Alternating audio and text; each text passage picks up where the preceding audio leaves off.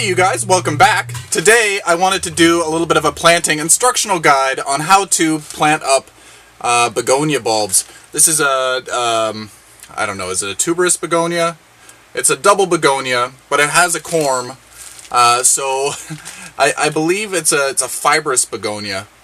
So many different types of begonias. I don't know. Anyway, if you're buying a bulb in a package like this in your garden center, this is how you plant it.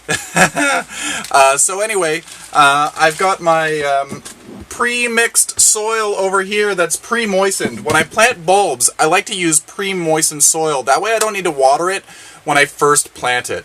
I find that when you water it when you first plant it, you kind of risk over-watering. Or water sits where it's not supposed to sit, and then it can cause rot.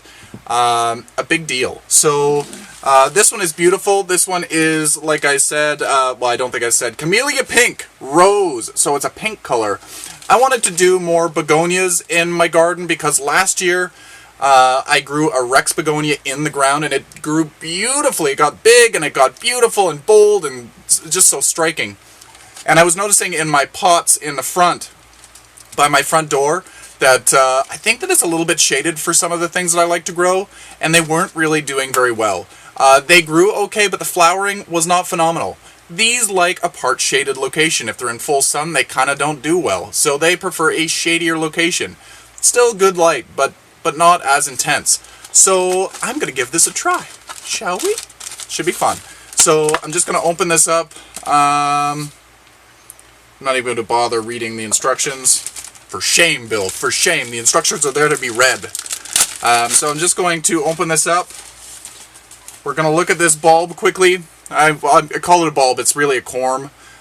It's not a tuber. It's not a bulb. It would be a corm. So we got the new growth that's starting in here. You'll notice that this bulb is very concave. That concave can really work to your disadvantage unless you plant it correctly, and that's why I wanted to show you how to do this. That concave, if you plant it flat, it's all the water that you water with is going to collect in that area, and that will cause rot. Not 100%, but it happens a lot more often than you'd like to believe. So you want to plant these on an angle, always. That way the water can move out of the concave section of the bulb. So first thing I'm going to do is I'm going to put the paper towel in the bottom of the pot. Some of you have been asking, why the heck are you putting paper towel in the bottom of the pot? Don't you want it to drain well? I say it will still drain through paper towel. I'm not putting concrete. I just want to keep the soil from coming out the bottom. That's what the paper towel does. So I am going to use my pre-moistened soil. I've got about a 4 or a 5 inch pot. I'm just going to fill this up a little bit. A little bit more. This is just an all-purpose potting soil. Actually, this is I made this one for the plumerias, so it's going to drain freely, but it's going to retain some moisture. It's got peat moss, perlite, some orchid bark, some things to allow it to drain freely. I believe that there's also some sand in there. So a free draining mix is very good for a begonia, but they do like moisture, so you want to have something that's a little bit water retentive. And it will be because there's peat moss. So I'm going to bring you down a little bit closer, and I'm talking really fast today for some reason. Bring you down a little bit closer, and we'll see what we're going to do to plant this up. Okay, so that is such a beautiful flower. It really does look like a camellia.